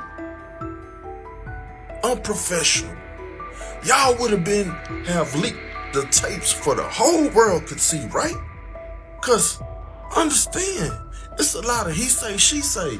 But one thing I do know, as a young black man growing up in this world, being straightforward and not sugarcoat anything. The Giants' PR team appears to reject Sanders' family connection outright, a decision many view as unprofessional and lacking nuance. Internal discussions seem to have dismissed quarterbacks with prominent relatives as poor fits for the organization, revealing limited awareness of public perception. The response was swift. A single edited clip ignited widespread debate on social media, with fans asking why essential segments were held back and what the team might be hiding. Critics argue that if the full interview contains nothing damaging, the club should release it in its entirety. Online discussion intensified immediately and continues to gain momentum. What they do during the film and the combine and the meetings is teams will install mistakes intentionally planted in the install, and they want you to catch them. Shedeur didn't, and when a coach called him out, once again, it didn't sit well. It's like, bro, there's not many teams needing quarterbacks, especially since Pittsburgh appears to have a deal with Aaron Rodgers and Tennessee's getting Kale Moore. The Giants' decision to withhold the full interview has produced an unintended result. Instead of diminishing interest in Shedeur Sanders, it has intensified it. Media outlets and analysts are now examining every on-field rep, press comment, and public appearance as evidence of how he conducts himself under scrutiny. Each throw, adjustment, and answer is tracked and evaluated against league standards, reinforcing the view that he remains composed and professional. Many fans contend that the organization has misrepresented Sanders and suggest the issue may stem from the Giants' view of his father, Deion Sanders. They see the partial release as an attempt to raise doubts about his character by association. That perception has only made his profile more compelling. The discussion has shifted from whether he deserves a high draft position to how effectively he withstands sustained pressure. Sanders is now regarded not just as a talented prospect, but as a symbol of resilience, central to debates about transparency and organizational strategy. Even if the Giants eventually provide more context, the visibility they have created for him is unlikely to fade. The most fun yet the most difficult thing I cover and we cover all year long is not games. It's the NFL draft. Because I've said this many times, you get lied to for a month to 2 months up to it. And so often during the draft, and every few drafts, there's a guy that really falls, precipitously falls. This year it was Shedeur Sanders, it's been Aaron Rodgers, it's been Dan Marino. Every few years somebody falls a lot. And so, but those stories don't come out until like the fall. Criticism of Shedeur Sanders from within the Giants organization has become increasingly public. Team communications appear focused on casting him as an overhyped prospect, whose character should be questioned, a narrative that seems aimed at shaping opinion rather than assessing performance. Yet each selective release or negative remark has instead amplified attention on Sanders and elevated his reputation. Efforts to confine him to a narrow, unfavorable image continue to produce the opposite effect, reinforcing his position as an underdog who endures external pressure. The debate has shifted from football analysis to broader concerns about narrative control and transparency. Fans, reporters, and online communities are still urging the Giants to publish the full interview, arguing that only complete context can resolve speculation. The organization's refusal to comply has intensified scrutiny and led many observers to conclude that the team underestimated public reaction and now faces questions it could have avoided with full disclosure. The tapes, the New York Giants have the tape. They definitely have the tape. It's confirmation that they had the tape. Shedeur didn't do nothing. It's what they saying he did. I'm gonna tell you what these mixed reaction right here. So we already know about the New York Giants, but the Pittsburgh Steelers head coach Mike Tomlin reported Miles Sanders' talent, but hesitated to draft him due to previous challenges with quarterbacks like Russell Wilson and Justin Fields, leading to more cautious approach. Las Vegas Raiders. Sanders met with Raiders at the NFL scouting combine and expressed enthusiasm about potentially joining the team. His familiarity with the West Coast offense and quick release was noted positive, though concerns about his ceiling. Hours after the Giants posted that short audio clip, the timeline never slowed. Comment threads filled with frame-by-frame breakdowns, lip-read attempts, and side-by-side comparisons of what was said versus what was left out. Reporters called league contacts. No one could explain why a franchise would stir this level of curiosity only to seal the vault. Each refusal sharpened focus on Shedeur Sanders, turning routine throws into national talking points. Analysts kept circling back to the same note. His cadence at the line looks unchanged, steady against the noise. Hashtags demanding the full interview, trend drop, and trend again. Podcast hosts bump scheduled segments to lead with the leak. Rival teams get asked how they would handle a similar situation, then quietly check their own archives. Inside Giants headquarters, the plan to shape the story looks less like strategy and more like a slow burn spotlight they can't switch off. And now every preseason snap, every media availability, every stray sideline camera angle gets fed into a loop that asks, what are they still hiding? The file remains locked. Curiosity keeps compounding. Until someone presses upload or steps to a podium and explains the redactions, the subject drifts away from depth charts and play design, fixing instead on secrecy, control, and the risk of underestimating how fast attention turns pressure into permanence. Momentum isn't fading, it keeps recalibrating, louder, impossible to mute. Shedeur is lighting it up in practice every day. You're not even a half bit curious to see what he could do with the ones. That makes no sense. And then on top of all of that, you got players going on podcasts and talking to people in the media saying this guy is really good. Like, this guy is legit. So even your peers respect you enough. How is it that the coaches can't see that? It always starts with the players, where the player's like, hey, you see that? You seen that pass he threw? The Cleveland Browns were taken by surprise when quarterback Shedeur Sanders stepped in for first-team snaps, asserting control of the drill and instantly highlighting deficiencies across the rest of the room. His confident command forced coaches to pause practice clips, reevaluate progressions, and consider immediate adjustments to the depth chart. Within minutes, discussions spread throughout the facility and online forums as fans weighed what Sanders showing means for the current starters. The organization now faces an urgent, data-driven decision on whether Sanders should move up permanently. Shedeur Sanders arrived at Browns practice, took several first-team reps, and the entire quarterback group immediately felt the pressure. Coaches erased the whiteboard and reviewed their plans. Staff members exchanged concerned comments, and observers began asking whether Sanders was positioned to assume a larger role. Tony, every year we see at least 1 to 2 teams. They were in last place in their division the year before. No one thought they'd be good, and then they were good. It almost seems like no one's even assuming the Browns can be that, but we see it happen every year. And I get the quarterback stuff, but like, correct me if I'm wrong, Tony. The Browns are trying to run the football, play good defense, not turn the ball over in the passing game, and try and take advantage when they can, correct? That's what they're trying to do.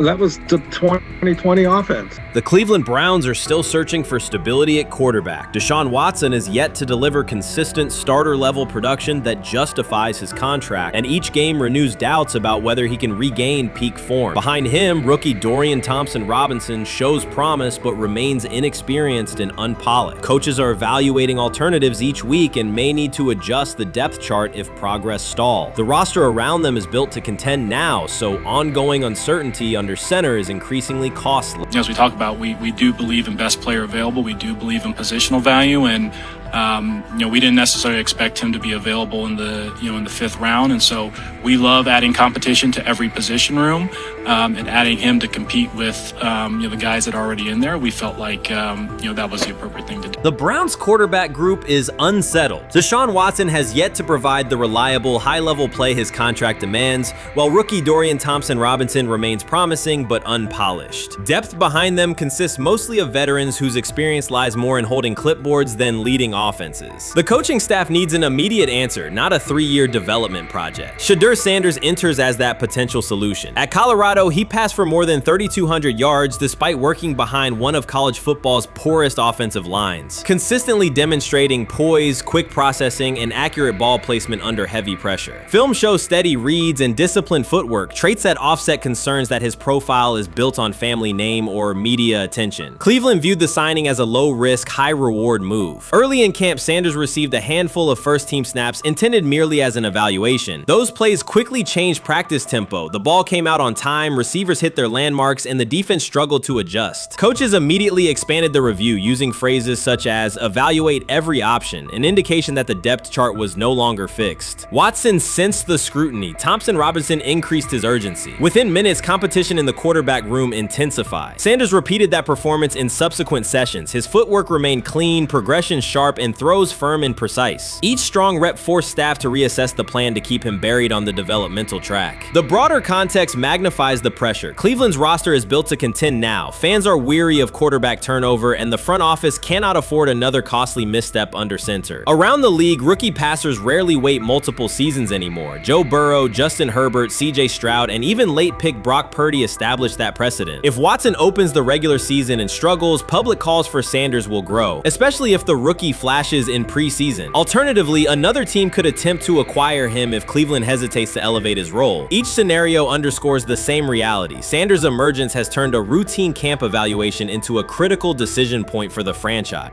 And we saw Dillon Gabriel go 11-11 with the first team, Shedeur Sanders go 11-11 with the second unit. So that was really the big wrinkle today. Yes, and of course, it was the first time that we have seen Shedeur Sanders get any of those coveted 11-on-11 reps. Of course, again, it wasn't with the first team offense or against the first team defense, but it's progress. And that means that he's going in the right direction, that the arrow is pointing up. He's coming up the learning curve. So that's good for him. And I actually thought just overall, he had a better day than Dillon had today. He completed more passes. He was more on point. In fact, in that 11-on-11 period, he threw a near touchdown. Desperation can push franchises toward aggressive decisions, especially when their quarterback options appear unconvincing or outdated. One scenario now emerging is that Sanders earns enough confidence to take full preseason reps with the starters, forcing Cleveland to revisit a depth chart it believed was settled at the beginning of July. His practices demonstrate that the excitement around him is grounded in measurable performance. Accurate, high-velocity passes against first-team defenses, and confident command of the huddle. Each strong outing also heightens league-wide interest.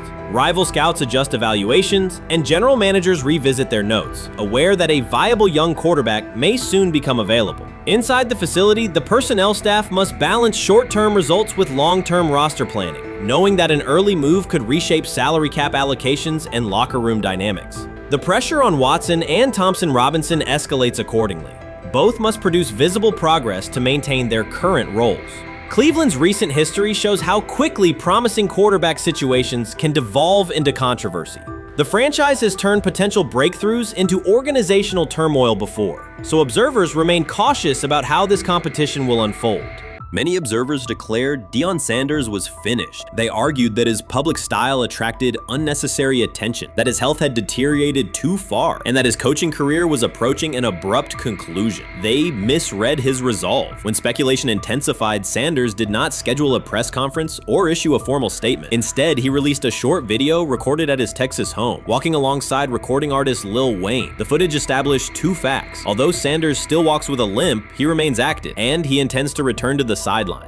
Reports from USA Today and ESPN confirm that Sanders had temporarily left Colorado to recover from a significant, undisclosed medical condition. He lost 14 pounds and missed several summer practices, leading to widespread debate about his future. Unofficial sources suggested complications related to previous blood clot issues, but no official diagnosis was provided. Throughout Sanders' absence, numerous media outlets framed his situation in crisis language, frequently questioning whether he would coach again. By comparison, when coaches such as Lincoln Riley paused their duties for health or family reasons, coverage emphasized understanding and patience, an imbalance that reflects a common difference in how high-profile black coaches are treated. Sanders' silence was not a retreat, it was a period of recovery. During rehabilitation, he relied on family, faith, and trusted colleagues, yet stayed connected to his program through brief online updates. The video with Lil Wayne demonstrated that he retained strong support from influential friends, countering narratives that portrayed him as isolated or on the verge of retirement. The visual evidence showed that his setback is temporary,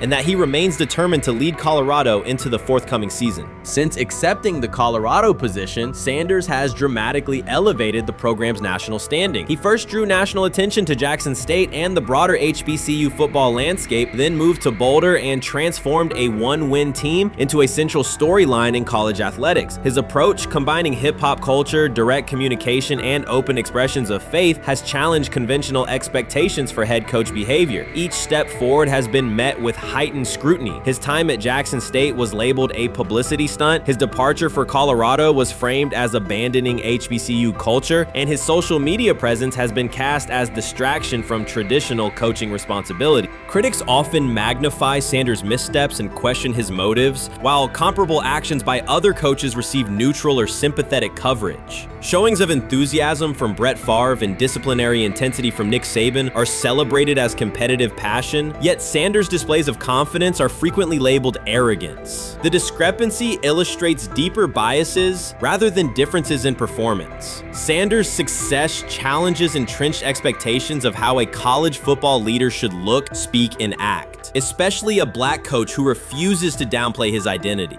During his convalescence, Sanders maintained close communication with his staff and athletes, reinforcing the standards he had established: discipline, accountability, and belief. The program's daily messaging continued to emphasize preparation and resilience, signaling that Sanders' influence persists even when he is away from campus. Athletes echoed his mantras during workouts, confirming that his leadership extends beyond physical presence. Sanders acknowledges the seriousness of his medical challenge, but has refused to let it define him. He has publicly discussed leaning on scripture and prayer, explaining that his purpose as a mentor, father, and coach extends beyond personal adversity. In that context, the video of him walking in the Texas sun was less a strategic media effort than a straightforward demonstration of continued commitment to his team and mission.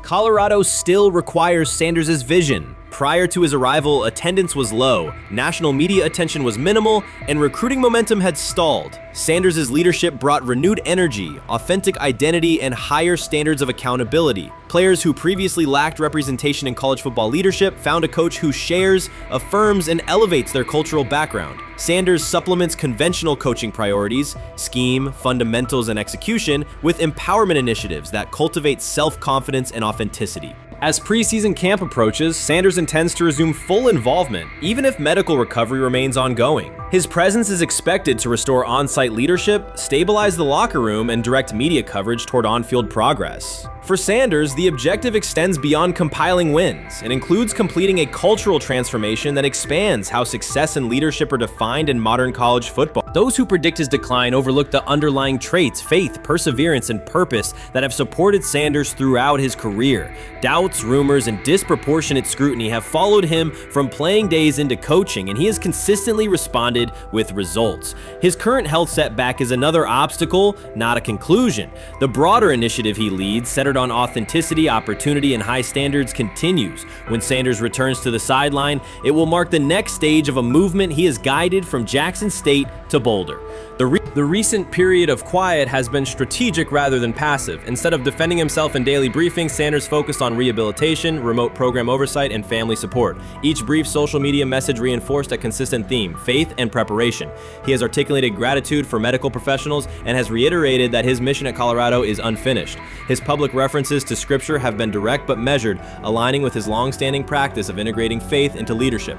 By walking through his ranch with Lil Wayne, Sanders signaled continuity. The clip underscored that influential supporters remain engaged, that Sanders' broader network values his vision, and that he remains capable of navigating physical challenges. The visible limp was not evidence of imminent retirement. Rather, it documented the reality of ongoing recovery and the resilience with which he approaches each obstacle. Colorado's athletic administration and football staff continue to affirm Sanders' program direction. Recruitment communications cite his established record in fostering cultural relevance and national exposure. Prospective athletes respond to a coach who presents a transparent path to development, both on and off the field. Current players refer to Sanders' coaching points with clarity, citing specific drills and expectations that remain unchanged during his absence. These indicators demonstrate that the core structures Sanders implemented are functioning, and that his return will be an amplification, not a restart.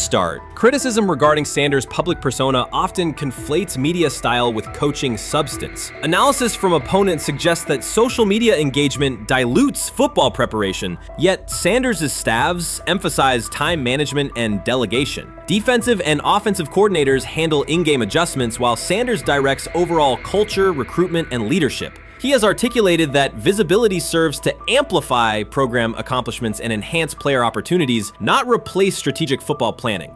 Some commentary has attempted to reframe Sanders' health issue as evidence that his coaching model is unsustainable. The argument ignores the documented health challenges faced by numerous coaches across levels of competition. For example, college coaches recovering from heart procedures or joint replacements have returned to successful seasons after appropriate medical clearance. Sanders' case follows a comparable trajectory. Medical complications require temporary separation, structured rehabilitation is prioritized, and a managed return is planned. Institutional medical protocols at Colorado dictate clearance requirements. Sanders will meet those before resuming full sideline duties. Colorado's players have expressed public confidence in Sanders' eventual return, citing regular virtual check-ins and continued accountability. Several athletes noted that positional meetings included recorded messages from Sanders reinforcing tactical goals and personal discipline. These details confirm that Sanders has remained actively engaged, albeit remotely, and that team culture remains aligned with his principles. Looking ahead, Colorado's schedule will attract national attention, both for on-field competitiveness and the storyline of Sanders' comeback. Analysts will evaluate how quickly he reestablishes day-to-day rhythm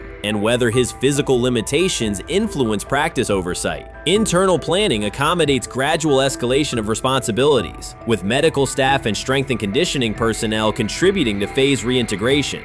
The broader significance of Sanders' return extends beyond Colorado. His visibility continues to challenge prevailing narratives about leadership styles and pathways in college athletics. By prioritizing authenticity, open articulation of faith, and cultural expression, Sanders offers a contrasting template to more conventional models. His eventual recovery and sideline presence will reinforce the argument that diverse leadership profiles can succeed in elite collegiate competition. In summary, rumors of Deion Sanders' coaching demise were premature. Verified reports confirm a substantial but temporary medical setback. He used the time away to focus on health, sustain program engagement, and rely on a support system anchored in family, friends, and faith. His recent public appearance demonstrated active recovery and reaffirmed his intention to resume leadership in Boulder. The forthcoming season will test Colorado on the field, but it will also underscore the durability of Sanders' vision, one that combines competitive ambition with cultural resonance. Observers who continue to question his longevity overlook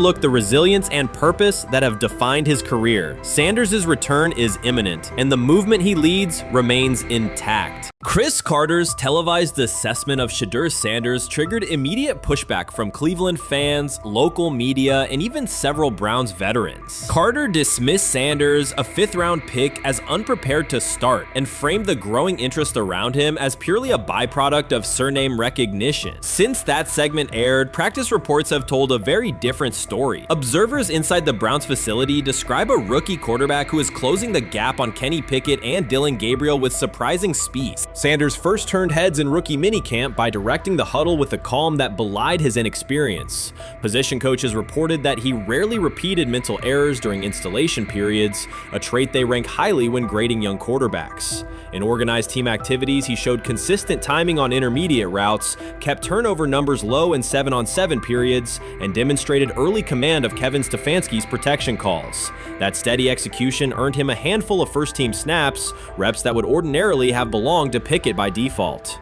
By mandatory minicamp, the rotation had shifted again. Practice notes from beat reporters detail the rise in Sanders' workload each day. Red zone series against the starting defense, 2-minute drills, and full field scrimmage possessions in which he checked out of called plays when fronts dictated it. Mary Kay Cabot, initially skeptical Sanders would challenge for game day snaps in 2025, wrote after consecutive sessions in mid-June that his footwork, release speed, and pocket management had, quote, meaningfully tightened since rookie camp. Her tone marked a clear departure from early spring projections that labeled Sanders a long-term developmental project. The broader quarterback context in Cleveland magnifies that progress. Deshaun Watson's availability and form remain uncertain after 2 injury-interrupted seasons, while Pickett's transition from Pittsburgh has been uneven. Dillon Gabriel's arm strength is evident, but coaches continue to stress hesitation in his full-field reads. Against that backdrop, Sanders' quick decision-making and mechanical efficiency have begun to look less like a pleasant surprise and more like the roster's most reliable short-term plan. Inside the locker room, acceptance has followed performance. Wide receivers cite Sanders' ball placement on outbreaking routes, noting that the ball routinely arrives on the upfield shoulder, a small but essential detail that allows for yards after the catch. Offensive linemen appreciate his pocket awareness. Joel Bitonio remarked privately that Sanders slides up instead of bailing when edge pressure flashes. Defensive backs say his eye discipline forces them to hold coverage longer than they expected against a rookie. Such cross-positional respect develops only when day-to-day tape shows tangible improvement. The reaction to Carter's critique highlights a recurring double standard applied to young black quarterbacks. Traits celebrated as swagger or confidence in other players were labeled arrogance when associated with Sanders, yet the quarterback himself has not responded publicly. There have been no subtle social media jabs, no mention of critics in interviews, only repeated references to competing for every rep and learning from veterans. That measured approach, combined with hard evidence from practice, has softened earlier doubts among coaches who prioritize demeanor as much as arm talent. Within the coaching staff, the discussion now centers on readiness thresholds. Stefanski's scheme relies heavily on quick rhythm throws, defined reads, and disciplined pocket movement. Those requirements align with Sanders' strengths: a compact release, willingness to target the middle of the field, and instinctive timing on RPO concepts carried over from his college tape. Staffers reviewing cut-ups from joint practices note that his internal clock already approximates NFL speed, a metric they did not expect to see until mid-season at best. If that trajectory continues through preseason games, the Browns face a consequential decision. Starting a 5th-round rookie 6 weeks after training camp opens would unsettle salary cap assumptions, depth chart politics, and external perceptions of organizational stability. Yet the internal mandate remains clear: the most prepared quarterback will play. That standard places Sanders in genuine contention because every practice metric used to grade readiness, turnover ratio, red zone efficiency, third down conversion rate has trended in his favor since early June. The organizational stakes are considerable. Cleveland has cycled through starting quarterbacks at a startling pace over the past decade, shifting from first-round investments like Baker Mayfield to high-cost gambles such as Watson,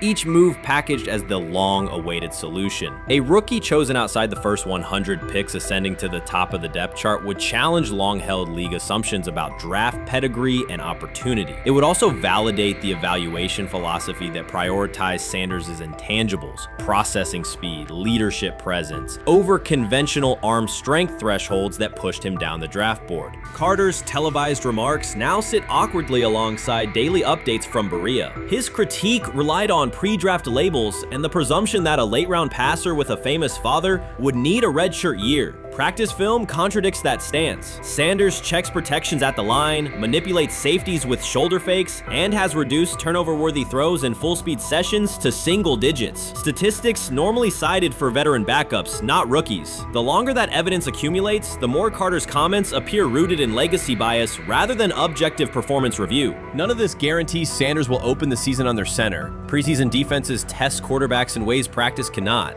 Defensive coordinators will disguise pressure and boundary rotation to force late decisions. Sanders must show he can adjust protections and exploit mismatches without the benefit of a controlled environment. Yet within the Browns facility, the conversation has shifted from if he will be ready to when. Quiet confidence from Amari Cooper and other veterans suggests they believe Sanders can steady an offense searching for consistency more than highlight reel heroics. Sanders' rise also affects long-term roster calculus. If he earns the job and performs competently, Cleveland gains starter-level production on a cost-controlled rookie contract, freeing cap space allocated to other positions. That scenario could reshape roster-building strategy in a division featuring Joe Burrow and Lamar Jackson, quarterbacks whose contracts consume significant percentages of team payroll. A capable, low-cost starter would allow the Browns to reinforce their offensive line and secondary while retaining core veterans, a competitive advantage few teams enjoy. For now, the focal point remains daily improvement. Sanders continues to arrive before sunrise, reviewing the previous day's install with the quarterback coach, then staying after practice to throw on-air routes with receivers low on the depth chart. Coaches track those habits closely because consistent routine underpins performance when adversity strikes in live games. Each incremental gain strengthens the argument that readiness depends on preparation and aptitude, not draft slot. Carter's segment reminded the league how quickly assessments can become outdated when they lean on perception over evidence. Sanders' steady climb up the depth chart underscores the counterpoint. In the NFL, tape is the final arbiter. Should Sanders translate practice efficiency to preseason success? The Browns may discover that the solution to their long-standing quarterback riddle arrived quietly in the 5th round, carrying little more than confidence and a willingness to work. What it is that they're doing is they're treating Shedeur Sanders like a 5th round pick. Right? We're not covering every 5th round pick in the NFL hoping that he gets an opportunity to be the starter on day 1. We felt like, oh my goodness, they got a diamond in the rough. Shedeur Sanders fell to the 5th round. They felt like they evaluated him there, and that's where they picked him. And they're playing the guy that they picked in the 3rd round over him because they evaluate him at a higher level than what they do Shedeur Sanders. And I get it. The Cleveland Browns are once again creating problems of their own. Their latest misstep centers on Shedeur Sanders. Ryan Clark and Dan Orlovsky have both noted that Cleveland is repeating the same mistakes. The team spent valuable draft capital and is now undermining that investment. This reflects a persistent issue in the organization's decision-making. It's not just a football decision, it's a pattern of self-inflicted setbacks. Habits and some of the traits that we saw show up in college were very prevalent this past weekend against the Rams. Holding onto the football, catching the snap and not reading the defense, kind of evaluating what the defensive line is doing, and then trying to see if you can go make a play, and that's the concern. Okay, it's 1st and 10. They want a play-action double move at the bottom of the screen. The route doesn't win, and then the protection breaks down a little bit. You're taught as a young quarterback, protection breaks down, find the closest check down. It's right there, it's 1st and 10. He gets to like the 4th part of the... The Cleveland Browns have long carried a reputation for instability. Even when it appears they are turning a corner, the organization finds a way to create new problems. Momentum gives way to questionable decisions and progress stalls. The latest situation centers on Shedeur Sanders. It highlights recurring issues in leadership, planning, and execution. Instead of establishing a clear path forward, Cleveland risks undermining its own investment. There's a lot of players who feel like they should have been picked at a certain spot, should have been viewed in a certain way. But when you get on these teams, it's about developing the team, not doing what's individually best for a certain player. And that's what Kevin Stefanski has to do. And I get it. We want to say all the reasons why what's happening to him isn't right. But maybe we aren't right on the way that not only the entire NFL viewed him, but now the Cleveland Browns view him as well. Shedeur Sanders was not brought in to be a placeholder or a scapegoat. He is expected to be the long-term solution, a high-upside quarterback with the tools, poise, and Sanders' pedigree to elevate the roster. The focus should be on developing him and positioning him to lead the team forward. They sabotaged it. They rigged it against him today, putting him in with 3rd and 4th stringers, 5th stringers. You got no shot at quarterback. They threw him in because they didn't want him to make any more splash and put any more heat on Stefanski. It's a desperate, dangerous situation in which he's got no shot, man. He's throwing to Sal freaking Canella. What? But he got sacked 5 times because he's hanging on the ball trying to make a play, and nobody can separate. Then it comes down to a couple of minutes are left, and Shedeur tries to go on the field, and Stefanski puts Tyler Huntley in place of him. Excruciating to watch. Shedeur Sanders brings accuracy at all levels, steady leadership, and the kind of composure that comes from handling pressure. Fans were energized, and the league was paying attention. For once, Cleveland had a credible source of hope at quarterback. Then the familiar pattern returned. Instead of committing to a clear development plan, first-team reps, stable direction, and a defined timeline, the Browns introduced uncertainty and slowed his progress. Rather than building around him and giving Shedeur a direct path to lead, they split priorities and sent mixed signals. The result is momentum stalled at the very point it should be accelerating. I also can't blame anybody who says, I don't necessarily trust this coaching staff to develop a quarterback or to evaluate the quarterback position. They've made some really oddball decisions at this position over the last several years, and I don't blame anybody for questioning, do these guys actually know what they're doing? I don't think that's unfair at all. The thing I would say is that they're desperate. They're very desperate. Like the entire organization is desperate.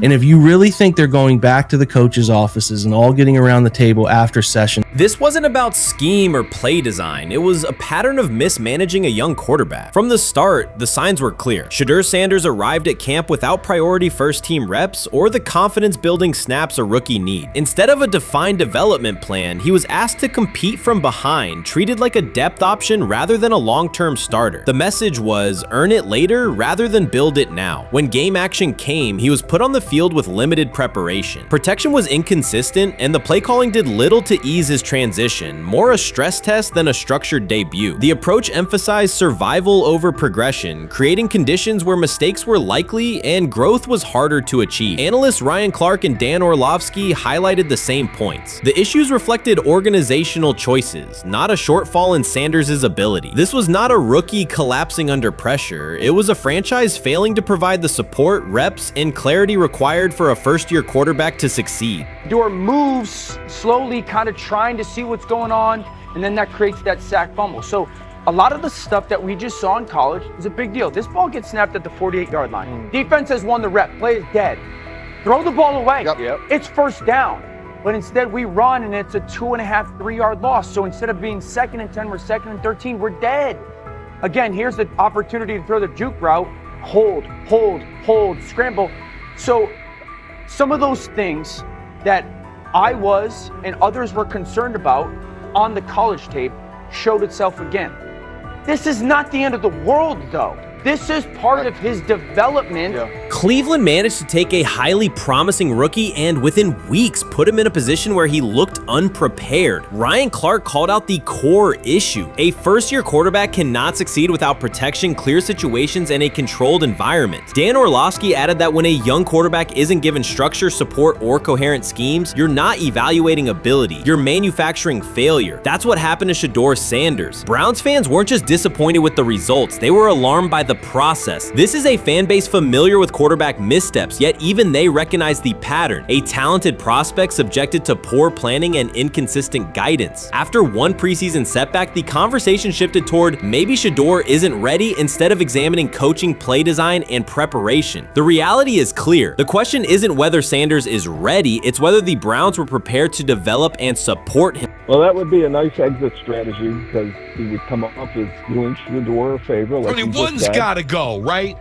One's got to go. Gee, to clear this thing up. At some point, but I'm sorry, I know they don't care. If they were to trade Shedeur Sanders now after that preseason performance and he would go on to be good. The organization has cycled through quarterbacks for years, and the pattern is unchanged. Blame the player, protect the system, and repeat the same mistakes. Fans are split. Some argue Shedeur Sanders needs time and support, while others treat one rough outing as proof he isn't the answer. That division hides the real problem, the Browns' process. This isn't Shedeur failing, it's the team failing Shedeur. Across the league, successful teams create clear development paths. Kansas City brought Patrick Mahomes along behind a veteran and tailored the offense before handing him the job.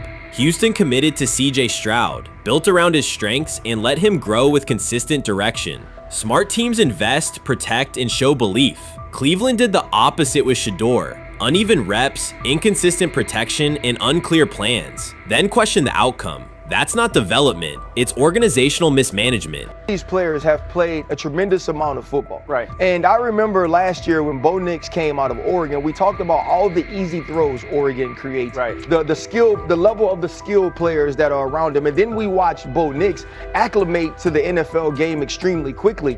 I see a lot of those same traits in Dillon Gabriel. He gets the football out of his hands. He takes the throw that's available to him. He plays on time. And part of whether or not you get an opportunity to get on the field is the people that you're competing against. And I don't mean this in any disrespectful way to Shedeur, because I'm not only a fan, it's somebody I want to see succeed. The Browns will likely present this as part of a deliberate development plan, tough standards, resilience building, and testing a rookie under pressure. In practice, it isn't development. It's a damaging approach that undercuts growth. The organization has not shown a consistent model for nurturing young talent, and Ryan Clark and Dan Orlovsky highlighted that publicly.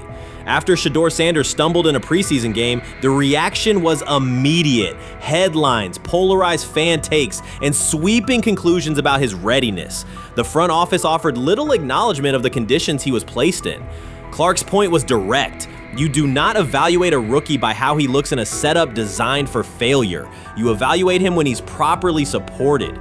Orlovsky explained how poor coaching choices, protection, sequencing, and role clarity can quickly erode confidence and stall development. The issue was not Sanders' ability, it was Cleveland's process, which appeared disorganized and unprofessional for an NFL operation.